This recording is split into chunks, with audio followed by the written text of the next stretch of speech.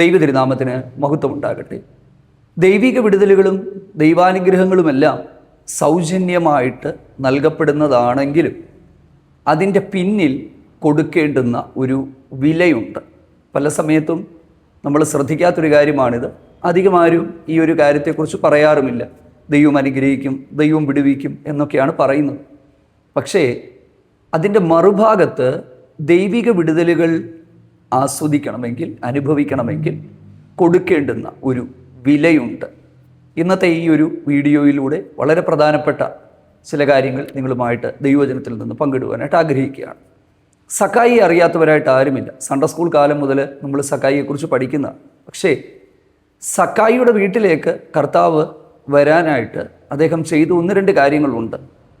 വളർച്ചയിൽ കുറുകിയവനാണ്, തടസ്സങ്ങൾ ഒത്തിരി മുമ്പിലുണ്ടായിരുന്നു. പക്ഷേ 2 വാക്കുകൾ എന്നെ അത്ഭുതപ്പെടുത്തി. അതിലൊന്ന്, മുൻപോട്ടോടി മരത്തിൽ കയറി. പിന്നീട് നമ്മൾ കാണുന്നത് സന്തോഷത്തോടെ കൈക്കൊണ്ടു. സക്കായി കൊടുത്ത വില എന്ന് പറയുന്നത് 2 തരത്തിലുള്ള വില അദ്ദേഹം കൊടുത്തിട്ടുണ്ട്. അതായത് ഒന്ന്, തടസ്സങ്ങൾ പലതും തൻ്റെ മുമ്പിൽ ഉണ്ടായിരുന്നിട്ടും ആ തടസ്സങ്ങളെ അവഗണിച്ചുകൊണ്ട് മുമ്പോട്ട് പോയി. ഇന്ന് പല സമയങ്ങളിലും ദൈവിക അനുഭവങ്ങൾ, ആത്മീക നന്മകളൊക്കെ അനുഭവിക്കാനായിട്ട് ധാരാളം തടസ്സങ്ങൾ നമ്മുടെ മുമ്പിൽ വരും. തടസ്സങ്ങൾ ഇല്ലാതെ അല്ലെങ്കിൽ തടസ്സങ്ങളെ നേരിടാതെ ഇതൊന്നും അനുഭവിക്കാൻ പറ്റില്ല. ആരെങ്കിലുമൊക്കെ അങ്ങനെ നമ്മൾ ദൈവത്താൽ അനുഗ്രഹിക്കപ്പെട്ടവരായിട്ടുള്ളവർ നമ്മുടെ മുമ്പിലുണ്ടെങ്കിൽ നമ്മൾ അവരോട് ചോദിച്ചാൽ അവർ കടന്നു പോയിട്ടുള്ള പ്രതിസന്ധികൾ, പ്രശ്നങ്ങൾ വേദപുസ്തകത്തിൽ മുഴുവനും നോക്കിക്കൊള്ളുക. ഇത് വേദപുസ്തകത്തിൽ എല്ലാ സ്ഥലത്തും നമുക്കിത് കാണാനായിട്ട് പറ്റും. ദൈവരാജ്യം പോലും അല്ലെങ്കിൽ സ്വർഗരാജ്യം പോലും വിലയേറിയ മുത്ത് കണ്ടിട്ട് സകലതും വിറ്റ് വാങ്ങിയ വ്യാപാരിയോട് സദൃശ്യം.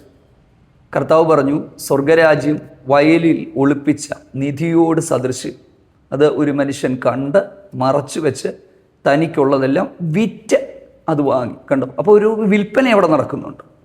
അപ്പോസ്തലനായ പൗലോസ് പറയുകയാണ്, ഞാൻ ലാഭമായിരുന്നതെല്ലാം സകലതും ഛേദമെന്ന് എണ്ണുന്നു.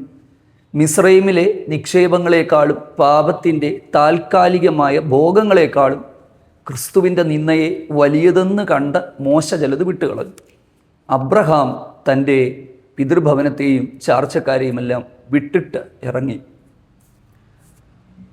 ശിഷ്യന്മാർ പടകും വലയുമെല്ലാം ഉപേക്ഷിച്ചിട്ട് ഇറങ്ങി. വേദപുസ്തകത്തിൽ അനുഗ്രഹം മാത്രമല്ല, ചിലതെല്ലാം നമ്മൾ ഉപേക്ഷിക്കാനായിട്ട് തയ്യാറാകണം. ശരിക്കും ഈ ഒരു ദൈവവചന സന്ദേശം നിങ്ങളുടെ അരികിലേക്ക് എത്തുമ്പോൾ പരിശുദ്ധാത്മാവ് ജീവിതത്തിൽ ഉപേക്ഷിക്കേണ്ടുന്നത് എന്തിനെങ്കിലും ബോധ്യപ്പെടുത്തിയാൽ അത് ഉപേക്ഷിക്കാനായിട്ട് തയ്യാറാകണം. നമ്മളത് ഉപേക്ഷിക്കാത്തിടത്തോളം കാലം, അല്ലെങ്കിൽ നമ്മൾ ദൈവത്തോട് കോംപ്രമൈസ് ചെയ്യാനായിട്ട്, അല്ലെങ്കിൽ എങ്ങനെയെങ്കിലും പലതും വിട്ടുകളയാതെ നമ്മൾ പലതും പ്രാപിക്കാനായിട്ടാണ് നമ്മൾ ശ്രമിക്കുന്നതെങ്കിൽ നടക്കത്തില്ല. അപ്പം ചോദിക്കും, എന്താണ് ഞങ്ങൾ വിട്ടുകളയേണ്ടുന്നത്? ഓരോരുത്തരുടെ ജീവിതത്തിൽ ഓരോന്നാണ് വിട്ടുകളയേണ്ടത്. അത് എന്താണെന്നുള്ളത് ദൈവാത്മാവ് നിങ്ങൾക്ക് തന്നെ ബോധ്യം തരട്ടെ. ചില ബന്ധങ്ങളായിരിക്കാം നമ്മുടെ ജീവിതത്തിലെ തടസ്സമെന്ന് പറയുന്നത്. ചില പാപ സ്വഭാവങ്ങളായിരിക്കാം. ദൈവത്തിൻ്റെ പ്രവൃത്തിയിൽ നിന്ന് നമ്മുടെ ജീവിതത്തെ എന്താണ് എന്നുള്ളത് നമ്മൾ കൃത്യമായിട്ട് കണ്ടുപിടിക്കണം.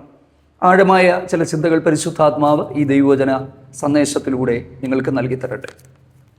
നമുക്ക് പ്രാരംഭമായിട്ട്, ഞാൻ കുറച്ച് ആളുകളുടെ കാര്യങ്ങളൊക്കെ പറഞ്ഞല്ലോ, പ്രാരംഭമായിട്ട് നമ്മൾ സക്കായിലേക്ക് നമുക്കൊന്ന് പോകാം. സക്കായിയെക്കുറിച്ച് അറിയാത്തവരായിട്ട് ആരുമില്ല. എനിക്ക് തോന്നുന്നു വേദപുസ്തകം പഠിക്കുന്ന എല്ലാ തരത്തിലുള്ള ആളുകൾക്കും അറിയാവുന്ന ഒരാളാണ്. ചുങ്കക്കാരിൽ പ്രമാണിയാണ്. സൺഡേ സ്കൂൾ ക്ലാസ് തൊട്ട് സക്കായിയെക്കുറിച്ച് നമ്മൾ പഠിക്കുന്നതാണ്. അതുകൊണ്ട് അതിൻ്റെ വിവരണങ്ങളൊന്നും ഞാൻ നിങ്ങളോട് നൽകുന്നില്ല. എന്നാൽ അദ്ദേഹം ചീഫ് ടാക്സ് കളക്ടറായിരുന്നു. ശരിക്കും അന്നത്തെ കാലത്ത് ജനം ഏറ്റവും അധികം വെറുത്തിരുന്ന ആളുകളായിരുന്നു ഈ ടാക്സ് കളക്ടേഴ്സ്, അതായത് ഈ ചുങ്കം പിരിവുകാർ. അവരുടെ ഒരു തലവനായിരുന്നു, അവരുടെ ഒരു നേതാവായിരുന്നു ഈ സക്കായി എന്ന് പറയുന്നത്. അപ്പോൾ ശരിക്കും റോമൻ ഭരണകൂടത്തിന് വേണ്ടി ജനങ്ങളിൽ നിന്ന് ചുങ്കം പിരിക്കുമ്പോൾ അവരോട് പറഞ്ഞതിലധികം അവർ പിരിക്കുമായിരുന്നു. അതാണ് ഇവരെക്കുറിച്ചുള്ള ഏറ്റവും വലിയൊരു പ്രശ്നമെന്ന് പറയുന്നത്. അപ്പം ആർക്കും അവരോട് എതിര് പറയാനായിട്ട് പറ്റത്തില്ല. കാരണം റോമൻ സൈനിക സംരക്ഷണം അവർക്കുണ്ടായിരുന്നു.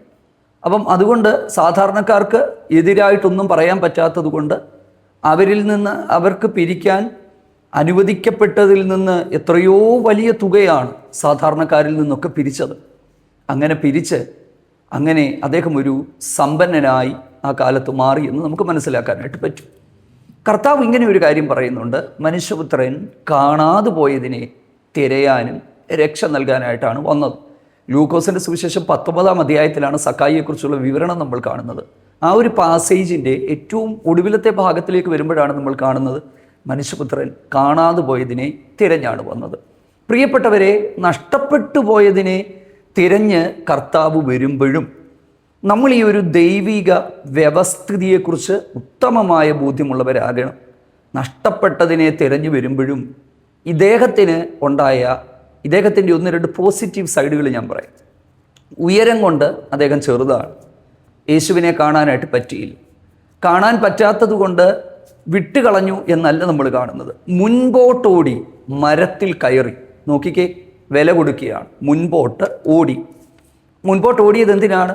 യേശു വരുന്ന വഴി മനസ്സിലാക്കി മുൻപോട്ടോടി.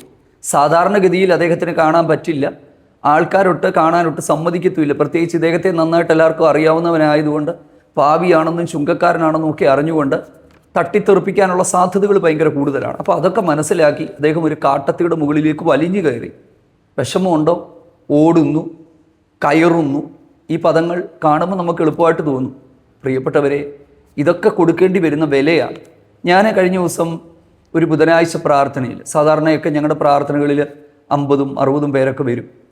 അപ്പം കുറച്ച് ദിവസങ്ങളായിട്ട് ചില സാഹചര്യങ്ങളിൽ ചിലരൊക്കെ വരാതെ ഇരുന്നപ്പോൾ ഞാൻ ഇങ്ങനെ പറഞ്ഞു: നമ്മൾ പ്രാർത്ഥനയ്ക്ക് പോകാതെ, നമ്മൾ ദൈവത്തെ വിളിക്കാൻ പോകാതെ നമ്മൾ വീട്ടിലിരിക്കുന്നു, നമ്മൾ സോഫ സെറ്റിയിലിരിക്കുന്നു, നമ്മൾ TV കാണുന്നു, സീരിയൽ കാണുന്നു, സിനിമ കാണുന്നു, പിന്നെ കപ്പലണ്ടിയോ പറങ്ങാണ്ടിയോ ഒക്കെ കുറിക്കുന്നു, സമയം ചിലവാക്കുന്നു, അല്ലെങ്കിൽ നമ്മൾ അങ്ങനെ ഇരിക്കുന്നു. നമുക്കൊരു വിലയും കൊടുക്കണ്ട.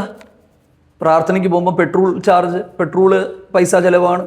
പക്ഷെ പ്രാർത്ഥന നടത്തി അനുഗ്രഹിക്കപ്പെട്ട ഒത്തിരി പേരെ ഞാൻ കാണിച്ചു തരാം. കാരണം അവർ വില കൊടുക്കുകയാണ്. ശരിക്കും ദൈവം നമ്മിൽ നിന്ന് ചെറുതും വലുതുമായിട്ടുള്ള പല കാര്യങ്ങളിലും വില ആവശ്യപ്പെടുന്നുണ്ട്. ഈ വില നമ്മൾ കൊടുക്കാൻ തയ്യാറാകണം. കാണാതെ പോയതിനെ തിരഞ്ഞാണ് മനുഷ്യപുത്രൻ വന്നതെങ്കിലും സക്കായിയുടെ വീട്ടിലേക്ക് കർത്താവ് എത്തണമെങ്കിൽ അതിൻ്റെ പിന്നിൽ നടന്ന കാര്യം കാണാനുള്ള അതിയായ ഒരു ആഗ്രഹം ഉണ്ടായിരുന്നു. തടസ്സങ്ങൾ പലതും തൻ്റെ ജീവിതത്തിൽ വന്നിട്ടും ആ തടസ്സങ്ങളെ കണ്ട് പിന്തിരിഞ്ഞു പോയിരുന്നെങ്കിൽ ഒരിക്കലും യേശു കർത്താവിൻ്റെ സാന്നിധ്യം തൻ്റെ കുടുംബത്തിൻ്റെ അകത്ത് ഉണ്ടാകത്തില്ല. പ്രിയപ്പെട്ടവരെ, ഇന്ന് ഞാനും നിങ്ങളുമൊക്കെ അനുഭവിക്കുന്ന തടസ്സങ്ങളുടെ മുൻപിൽ പിന്തിരിഞ്ഞ് നമ്മൾ പോകുന്നുവെങ്കിൽ നമുക്കൊന്നും അനുഭവിക്കാനായിട്ട് പറ്റില്ല. എന്നാൽ ഈ തടസ്സങ്ങളെ അവഗണിച്ചുകൊണ്ട് വിശ്വാസത്തിൻ്റെ ചുവടുകൾ വെക്കുന്നവൻ്റെ വഴിയെ കണ്ടോ, അവിടെ എഴുതിയിരിക്കുന്നത് അവൻ്റെ വഴിയെ, ആ വഴിയെ കർത്താവ് വരികയായിരുന്നു എന്നാണ്. കണ്ടോ, ആ വഴിയെ. അപ്പം നമ്മളൊരു ചുവടെടുക്കാൻ നമ്മൾ തയ്യാറാണ്. ഇന്നത്തെ കാലത്ത് ഈ അനുഗ്രഹിക്കും വിടുവിക്കും എന്നൊക്കെ പറയുന്നവരെല്ലാം ഇതൊക്കെ സൗജന്യമാണെന്ന് പറയുമ്പോഴും പല സമയങ്ങളിലും ജനങ്ങൾ ചതിക്കപ്പെടുകയാണ്. കാരണം നമ്മിൽ നിന്ന് ദൈവം ആവശ്യപ്പെടുന്ന കാര്യങ്ങളെക്കുറിച്ച് പല സമയങ്ങളിലും നമുക്ക് ബോധ്യമില്ല, അല്ലെങ്കിൽ നമ്മളെ ബോധ്യപ്പെടുത്തുന്നില്ല. എൻ്റെ അടുക്കൽ വരികയും അപ്പനെയും അമ്മയെയും സഹോദരങ്ങളെയും തന്നെയും ത്യജിക്കാത്തവന് എൻ്റെ ശിഷ്യനായിരിക്കാൻ പറ്റില്ല. അപ്പോൾ എന്താ ഒരു ത്യജിക്കൽ, ദൈവത്തേക്കാൾ മറ്റൊന്നിനും വില കൊടുക്കാതെ അത് വിട്ടുകളയുക. അപ്പോസ്തല പ്രവൃത്തികളിൽ നമ്മൾ സ്തേഫാനോസിൻ്റെ പ്രസംഗത്തിൽ പോലും നമ്മൾ കാണുന്നത് കൽദയ പട്ടണമായ ഊരിൽ നിന്ന് ഹാരാനിലേക്ക് അബ്രഹാം വന്നു പാർത്തു. അങ്ങനെയാണല്ലോ ഇവിടെ എഴുതിയിരിക്കുന്നത്. പിന്നീട് ദൈവം അദ്ദേഹത്തെ കൊണ്ടുവന്ന് പാർപ്പിച്ചു. കണ്ടോ, വന്നു പാർത്തവനെയാണ് ദൈവം കൊണ്ടുവന്ന് പാർപ്പിച്ചത്. ശരിക്കും നമ്മൾ ഈ ദൈവവചനത്തിൻ്റെ ആഴമായ അനുഭവങ്ങളിലേക്ക് നമ്മൾ പോകുമ്പോൾ ശരിക്കും നമ്മുടെ കണ്ണുകളെ ദൈവത്തിൻ്റെ വചനം നമുക്ക് തുറന്നു തരും. കുറച്ച് വ്യക്തികളുടെ പേരുകൾ കുറച്ച് മുമ്പ് ഞാൻ പറഞ്ഞിരുന്നു, ഞാൻ അതിലേക്ക് പോകാം. അപ്പോൾ ശരിക്കും സക്കായി വില കൊടുത്തത് 2 മേഖലകളിലാണ്, രണ്ട് ഏരിയകളിൽ സക്കായി വില കൊടുത്തിട്ടുണ്ട്. ഒന്ന്, കർത്താവിനെ കാണാനായിട്ട് അദ്ദേഹം കൊടുത്തൊരു വില. ആ വിലയെ ദൈവം ആദരിച്ചു. പ്രിയപ്പെട്ടവരെ, നമ്മൾ ചെയ്യുന്ന നല്ല പ്രവർത്തികൾ, നമ്മൾ ദൈവനാമത്തിനും ദൈവരാജ്യത്തിനുമൊക്കെ ചെയ്യുന്ന ചെറിയ അധ്വാനങ്ങൾ, അതൊന്നും ആരും കാണുന്നില്ലല്ലോ, പ്രവൃത്തിക്ക് പകരം തരുന്നില്ലല്ലോ എന്നൊന്നും നമ്മൾ ചിന്തിക്കരുത്. അതിനെല്ലാം പ്രതിഫലം തരുന്നൊരു ദിവസമുണ്ട്. ആ കാട്ടത്തിയുടെ ചുവട്ടിൽ വന്ന് നിന്ന് സക്കായി മുകളിലേക്ക് സക്കായി ഇരിക്കുന്ന സ്ഥലത്തേക്ക് കർത്താവ് നോക്കി എന്നാണ് നമ്മൾ കാണുന്നത്. പണ്ടൊരു ബിരുദൻ ഇങ്ങനെ പറഞ്ഞു, സക്കായി മരത്തിൻ്റെ മുകളിൽ ഇരിക്കുന്നു എന്നുള്ള കാര്യം കർത്താവ് അറിഞ്ഞത് കാട്ടത്തിയുടെ ചുവട്ടിൽ കിടന്ന ചെരുപ്പ് കണ്ടിട്ടാണെന്നാണ്. കാട്ടത്തിയുടെ ചുവട്ടിൽ കിടന്ന ചെരുപ്പ് കണ്ടിട്ടൊന്നുമല്ല പ്രിയരെ. കർത്താവ് സക്കായിയെ കണ്ടത് ആ മനുഷ്യൻ്റെ ആ ഒരു അധ്വാനം, അതായത് മുൻപോട്ട് ഓടി മരത്തിൽ കയറി. ഒരു ഉയരം കുറഞ്ഞ ഒരു മനുഷ്യൻ ഒരു മരത്തിൻ്റെ മുകളിൽ വലിഞ്ഞു കയറുക എന്ന് പറഞ്ഞാൽ ബുദ്ധിമുട്ടുള്ള കാര്യമല്ലേ. അത് നമ്മളാണെങ്കിലോ വേണ്ട എന്ന് വെച്ച് നമ്മൾ പിന്തിരിയും. നമുക്കൊരു നിശ്ചയദാർഢ്യം നമുക്കുണ്ടാകണം. യാക്കോബ് പറഞ്ഞു, എന്നെ അനുഗ്രഹിച്ചല്ലാതെ ഞാൻ അങ്ങയെ വിടത്തില്ല. ദൈവമേ, എന്നോട് അവിടുന്ന് സംസാരിച്ചല്ലാതെ ഞാൻ പിന്തിരിയത്തില്ല. എബ്ബേസ് പറഞ്ഞു, നിശ്ചയമായും നീ എന്നെ അനുഗ്രഹിച്ച് എൻ്റെ അതിരുകൾ വിശാലമാക്കണം. നമുക്കൊരു തീരുമാനം ഉണ്ടാകണം. ദൈവമേ, അങ്ങയുടെ കരത്തിൽ എന്നെ ഉപയോഗിക്കണമേ, എൻ്റെ കുടുംബത്തെ ഉപയോഗിക്കണമേ. ഇതുവരെ നിങ്ങൾ ദൈവശബ്ദം കേട്ടിട്ടില്ലാത്തവരാണെങ്കിൽ നിങ്ങളുടെ ഉറപ്പിൽ നിങ്ങൾ മുമ്പോട്ട് പോവുക. ആ ഉറപ്പിനെ ദൈവം ഒരിക്കലും തള്ളിക്കളയത്തില്ല. ചുറ്റുപാടുമുള്ളവർ ഒക്കെ ഇദ്ദേഹത്തെ ഒരു പാപിയായും ചുങ്കക്കാരിൽ പ്രമാണിയായിട്ടൊക്കെ കണ്ടപ്പോൾ ആ സക്കായിയുടെ വീട്ടിലേക്ക് സക്കായി പോലും ക്ഷണിക്കാതെ വരുന്ന ഒരു കർത്താവിനെ നമ്മൾ കണ്ടോ. ശരിക്കും പറഞ്ഞാൽ ആത്മീയതയുടെ ഒരു രഹസ്യം എന്ന് പറയുന്ന ചിലർ ഇങ്ങനെയൊക്കെ അനുഗ്രഹങ്ങളെ പിടിച്ചെടുത്ത് പ്രാപിക്കുന്നവരാണ്, വിളിച്ചു കയറ്റുന്നവരാണ്. ദൈവിക വിടുതലുകളെ വിളിച്ചു വരുത്തുന്നവരും പിടിച്ചു വാങ്ങിക്കുന്നവരുമാണ്. അങ്ങനെയൊക്കെ നമുക്കൊന്ന് കഴിയട്ടെ. നിരാശപ്പെട്ടു പോകാതെ, ഭാരപ്പെട്ടു പോകാതെ നമ്മൾ വില കൊടുക്കാൻ തയ്യാറാകട്ടെ. അടുത്തത്, കർത്താവിനെ ഭവനത്തിൽ സ്വീകരിച്ചതുകൊണ്ട് മാത്രം അദ്ദേഹം അബ്രഹാമിൻ്റെ അനുഗ്രഹം അനുഭവിക്കുവാൻ അദ്ദേഹം പര്യാപ്തനായില്ല. കാരണം സക്കായിയോട് പറയുന്ന ചില വാക്കുകൾ ഇങ്ങനെയാണ്, ഇവനും അബ്രഹാമിൻ്റെ സന്തതിയാകിയാൽ ഈ ഭവനത്തിൽ ഇന്ന് രക്ഷ വന്നു. അതെപ്പോഴാണ് പറഞ്ഞത്? രണ്ടാമത് ഒന്നാമത്തേതിനേക്കാൾ കുറച്ചുകൂടി വിലയേറിയ ഒരു നഷ്ടപ്പെടുത്തലുകൾ തനിക്ക് നൽകേണ്ടതായിട്ട് വന്നു. എന്താണത്? ഞാൻ ആരിൽ നിന്നെങ്കിലും അപഹരിച്ചെടുത്തിട്ടുണ്ടെങ്കിൽ അതിന് 4 മടങ്ങ് കൊടുക്കാം, സമ്പത്തിൽ പാതി ദരിദ്രർക്ക് കൊടുക്കാം. ഇസ്രായേലിൻ്റെ പശ്ചാത്തലത്തിൽ, ഇസ്രായേലൈറ്റ്സ് കോണ്ടെക്സ്റ്റിൽ, ആ ഒരു പശ്ചാത്തലത്തിൽ ഒരു വ്യക്തി സമ്പന്നനാകുക എന്ന് പറഞ്ഞാൽ മറ്റ് ആരുടേതോ അവൻ അപഹരിച്ചെടുത്തത് കൊണ്ടാണ് സമ്പന്നനാകുന്നത്. എന്തുകൊണ്ടാണ് ഞാൻ അങ്ങനെ പറഞ്ഞത്? യോശുവയുടെ കാലത്ത് ഇസ്രായേൽ 12 ഗോത്രങ്ങൾക്ക് വാഗ്ദത്ത നാട്ടിൽ അവകാശങ്ങൾ നൽകി കൊടുക്കുന്ന സമയത്ത് എല്ലാവർക്കും തുല്യമായിട്ടാണ് ദൈവം ഭൂമിയും അവകാശങ്ങളും നൽകിയത്. ഓൾഡ് ടെസ്റ്റ്മെൻ്റ് കോൺസെപ്റ്റ് എന്ന് പറയുന്നത് the land belongs to the lord, ഭൂമി ദൈവത്തിനുള്ളതാണ്.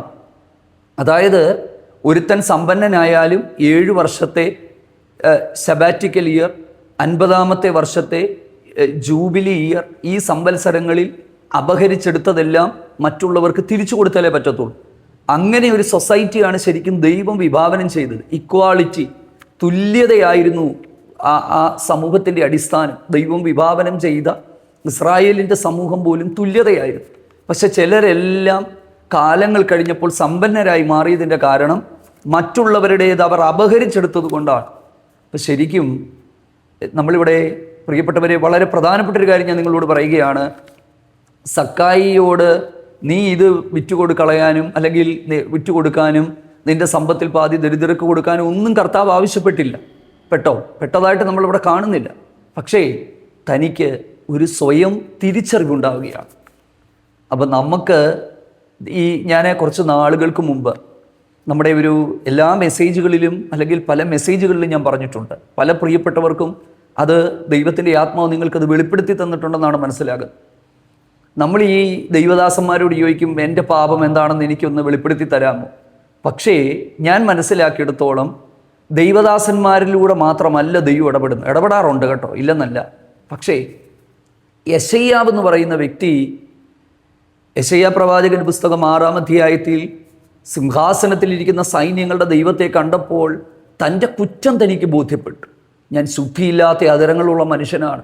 ഒരു സ്വയം തിരിച്ചറിവാണ്. സക്കായി കർത്താവിനെ കണ്ടപ്പോൾ സക്കായിക്കൊരു സ്വയം തിരിച്ചറിവുണ്ടായി. എൻ്റെ നാവല്ല പ്രശ്നം, എൻ്റെ കണ്ണല്ല പ്രശ്നം, എൻ്റെ വിവാഹമല്ല പ്രശ്നം, എൻ്റെ സമ്പത്താണ് പ്രശ്നം. അതായത് ഞാൻ അന്യായമായും അതേ നീതിയല്ലാതെയും ഒക്കെ സമ്പാദിച്ചതും കൂട്ടിയതും അബ്രഹാമിൻ്റെ അനുഗ്രഹങ്ങൾ അനുഭവിക്കുന്നതിന് എനിക്ക് തടസ്സമാണ്. ഇതെപ്പോൾ താൻ തിരിച്ചറിഞ്ഞ് ദൈവസന്നിധിയിൽ ഒരു തീരുമാനത്തിലേക്ക് താൻ വന്നു. ആ സമയത്ത് പറയുകയാണ്, ഇവനും അബ്രഹാമിൻ്റെ സന്തതിയാകയാൽ ഇന്നീ ഭവനത്തിന് രക്ഷ വന്നു. പ്രിയപ്പെട്ടവരെ, വെറും നാമധേയ ക്രൈസ്തവരായിട്ട് മാത്രം ജീവിക്കാനല്ല ദൈവം നമ്മളെ വിളിച്ചിട്ടുള്ളത്. നമ്മളൊക്കെ ഏതെങ്കിലും കുടുംബങ്ങളുടെ പാരമ്പര്യങ്ങൾ അവകാശപ്പെടുന്നവരും കുടുംബ പാരമ്പര്യം അവകാശപ്പെടുന്നവരും ഇത്ര തലമുറയായി ഞങ്ങൾ ഈ വിശ്വാസത്തിലുള്ളവരാണെന്നൊക്കെ പറയുന്നത് സത്യത്തിൽ ഞാൻ പറയാം, അതുകൊണ്ടൊന്നും ഒരു കാര്യവുമില്ല. ഇന്ന് ഇവൻ അബ്രഹാമിൻ്റെ സന്തതിയായി മാറിയെന്നാണ്. അതിൻ്റെ അർത്ഥം എന്താ? ഇദ്ദേഹം ശരിക്കും ഒരബ്രഹാമ്യ അനുഗ്രഹത്തിന് അവകാശിയാണെങ്കിലും എപ്പോൾ ദൈവം ആഗ്രഹിക്കുന്ന ഒരു നിലവാരത്തിലേക്ക് വന്ന് തൻ്റെ തീരുമാനങ്ങൾ ദൃഢമായി തൻ്റെ വീഴ്ച കണ്ട് പരിഹരിച്ചു പോകും. അപ്പോൾ അബ്രഹാമിൻ്റെ അനുഗ്രഹം തൻ്റെ മേൽ വന്നു. കഴിഞ്ഞ ദിവസങ്ങളിൽ ഞാൻ ഹിസ്കിയാവിൻ്റെ ജീവിതവുമായിട്ട് ബന്ധപ്പെട്ടുള്ള ആ പശ്ചാത്തലം ഞാൻ പഠിച്ചപ്പോൾ 2 ദിനവൃത്താന്ത പുസ്തകത്തിലെ ഒരു വാക്യം എന്നെ അത്ഭുതപ്പെടുത്തി. ഞാൻ ആ വിഷയം ദൈവസന്നിധിയിൽ ധ്യാനിക്കുകയും പ്രാർത്ഥിക്കുകയും ഒരു മെസ്സേജ് അതിൽ നിന്ന് പ്രിപ്പയർ ചെയ്യുകയും ചെയ്യുക. അവിടെ പുരോഹിതന്മാർ ജനത്തെ അനുഗ്രഹിച്ചപ്പോൾ ദൈവം അവരുടെ അപേക്ഷ കേട്ടു. മനസ്സിലായോ? ആര് നമ്മളെ അനുഗ്രഹിച്ചാലും ദൈവാനുഗ്രഹം സ്വീകരിക്കാനുള്ള ഒരു നിലവാരത്തിലല്ല നമ്മളെങ്കിൽ ആ അനുഗ്രഹങ്ങളൊന്നും നമ്മുടെ ജീവിതത്തിലോ കുടുംബത്തിലോ വെളിപ്പെടത്തില്ല. ദൈവത്തിന് സ്തോത്രം. ഇത് എന്തുകൊണ്ടാണ് പൂർണ്ണമായും ദൈവിക വിടുതലുകളും ദൈവാനുഗ്രഹങ്ങളും അനുഭവിക്കുവാൻ കഴിയാത്തതെന്ന് ചിന്തിക്കുന്ന ധാരാളം ആളുകൾ ഉണ്ടാകും. പക്ഷെ ഞാൻ ഈ പറഞ്ഞതിലേക്ക് നിങ്ങൾ വരുമ്പോൾ പ്രിയപ്പെട്ടവരെ, ഈ സക്കായി എന്ന് പറയുന്ന വ്യക്തിയുടെ ജീവിതം ഞാൻ പറഞ്ഞല്ലോ, ഒരു വളരെ ബേസിക് സിമ്പിൾ ടോപ്പിക്കാണ്. നമ്മൾ എത്രയോ മെസ്സേജുകൾ ഇതിൽ നിന്ന് കേട്ടിട്ടുണ്ടാകും ഇല്ലേ? 2 വില കൊടുക്കലുകൾ പ്രധാനമായിട്ടുണ്ട്. ഒന്ന്, യേശുവിനെ കാണാൻ താൻ കൊടുത്ത വില. രണ്ടാമത്തേത്, അതിലും വലിയ വില, ദൈവിക അനുഗ്രഹങ്ങൾ നേടാൻ താൻ കൊടുത്ത വില. യേശുവിനെ കാണാൻ കൊടുക്കുന്നതിലും വലിയ വില ദൈവാനുഗ്രഹങ്ങൾക്ക് ചിലപ്പോൾ നമ്മൾ കൊടുക്കേണ്ടതായിട്ട് വരും ഇല്ലേ? യേശുവിനെ സ്വീകരിക്കുന്നതിൽ പലർക്കും തടസ്സമില്ല. നമ്മൾ ചില പ്രൈവറ്റ് ബസ്സുകളിലൊക്കെ കയറിയാൽ എല്ലാവരുടെയും ഇടയിൽ ഈ കർത്താവിനെയും വെച്ചിരിക്കുന്നത് പോലെയുള്ള ചില കാര്യം നമുക്ക് കാണാൻ പറ്റും. കാരണം അവരാരെയും പിണക്കാനായിട്ട് പാടില്ല. ദൈവത്തിന് സ്തോത്രം. അങ്ങനെയല്ല. പലരുടെ ഇടയിൽ ഒരാളായി കർത്താവിനെ ജീവിതത്തിൽ വെക്കുക എന്നുള്ളതല്ല ദൈവം ആഗ്രഹിക്കുന്നൊരു നിലവാരത്തിലേക്ക് നമുക്ക് പോകാം. കുറച്ചു മുമ്പ് ഞാൻ പറഞ്ഞതുപോലെ വേദപുസ്തകത്തിൽ നമ്മൾ നോക്കുമ്പോൾ അബ്രഹാം തൻ്റെ പിതൃപാരമ്പര്യത്തെയും തൻ്റെ ചാർച്ചക്കാരെയും തൻ്റെ കുടുംബത്തെയും എല്ലാം വിട്ടിറങ്ങേണ്ടതായിട്ടും തനിക്ക് പലതും വിടേണ്ടതായിട്ടും ജീവിതത്തിൽ ദൈവത്തിന് സ്തോത്രം കർത്താവിനെ പ്രതി ചിലതെല്ലാം സത്യമറിയുമ്പോൾ ചിലതെല്ലാം നമ്മൾ വിട്ടേലേ പറ്റത്തുള്ളൂ. കൽദയ പട്ടണമായ ഊരിൽ നിന്ന് ഈ വിഗ്രഹങ്ങളെ നിർമ്മിക്കുന്ന അല്ലെങ്കിൽ അത്തരത്തിലുള്ള ആ ഒരു ജനതയുടെ ഇടയിൽ നിന്ന് തനിക്ക് വിട്ടിറങ്ങേണ്ടതായിട്ട് വന്നു. നമ്മൾ പല സ്ഥലമേത്തും പലതിനെയും ഒന്നിച്ചു കൊണ്ടാകാൻ നമ്മൾ ശ്രമിക്കുകയാണ്. പക്ഷേ അത് നമ്മുടെ ജീവിതത്തിൽ എന്നും അത് പരാജയമായി തീരും. പ്രിയപ്പെട്ടവരെ, അബ്രഹാം വിട്ടെറിഞ്ഞത് എന്താണ്? താൻ വിട്ടുകളഞ്ഞത് തൻ്റെ പിതൃഭവനത്തെ, ചാർച്ചക്കാരെ എല്ലാം തനിക്ക് വിട്ടുകളയേണ്ടതായിട്ട് വന്നു. ബൈബിളിലെ ഓരോ ക്യാരക്ടേഴ്സിനെ നമ്മൾ എടുത്തു നോക്കുമ്പോൾ മോശ വിട്ടുകളഞ്ഞത് എന്താണ്? പാപത്തിൻ്റെ തൽക്കാല ഭോഗം.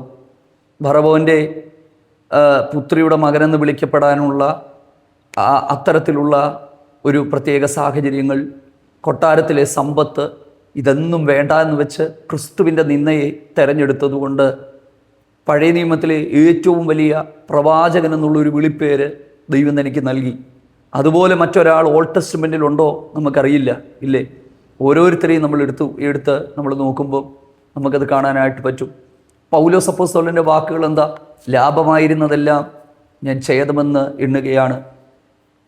ഇസ്രായേലിൻ്റെ ആ ഒരു ബെന്യാമീൻ ഗോത്രക്കാരൻ 8-ാം നാളിൽ പരിച്ഛേദനയേറ്റവൻ, തൻ്റെ മുമ്പിൽ വിലയേറിയ പലതും തനിക്കുണ്ടായിരുന്നു.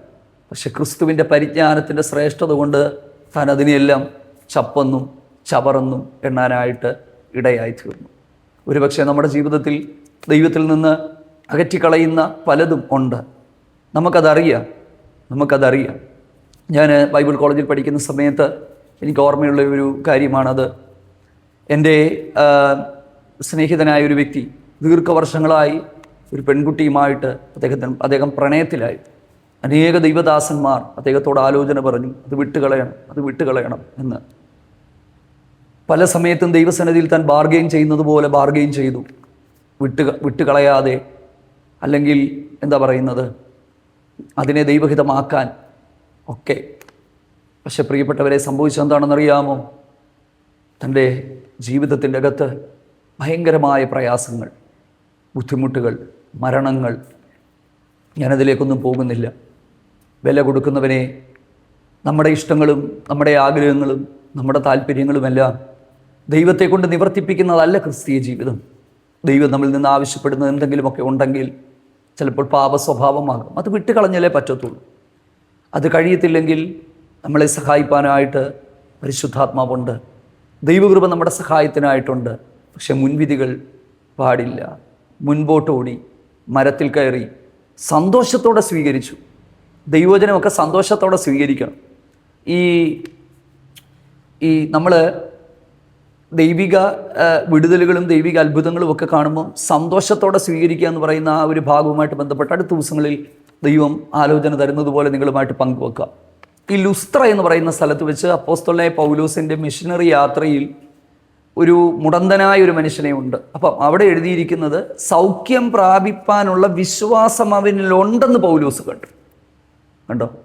അപ്പം ഓരോ ആളുകളിലും വ്യത്യസ്തതയുള്ളതാണ്.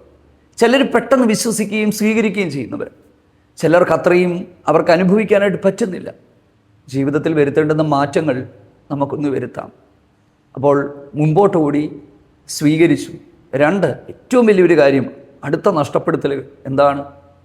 തൻ്റെ സമ്പത്ത് കർത്താവിന് വേണ്ടി അതുപോലും നഷ്ടപ്പെടുത്താൻ തയ്യാറായി. ദൈവരാജ്യം എന്ന് പറയുന്നത് എല്ലാം ചേർത്ത് പിടിക്കുന്ന ഒരു വ്യക്തിയോടല്ല പറഞ്ഞത്. ദൈവരാജ്യം വിലയേറിയ മുത്ത് കണ്ട് വിറ്റ് കളഞ്ഞ് ആ മുത്ത് പോയി വാങ്ങിയ വ്യാപാരിയോട് സദൃശ്യം. സ്വർഗരാജ്യത്തെക്കുറിച്ചുള്ള ചില ഉപമകൾ കർത്താവ് പറയുമ്പോൾ അതിനകത്ത് പറയുന്നതാണ്, ഒരു വയലിൽ ഒളിപ്പിച്ച നിധിയോട് തുല്യമാണ്.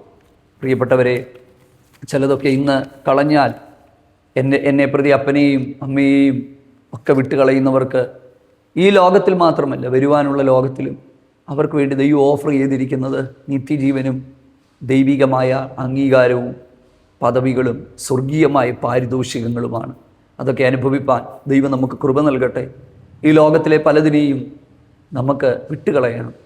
ദൈവം പറയുന്നത് എന്താണോ അതിനുവേണ്ടി വിട്ടുകളയാം.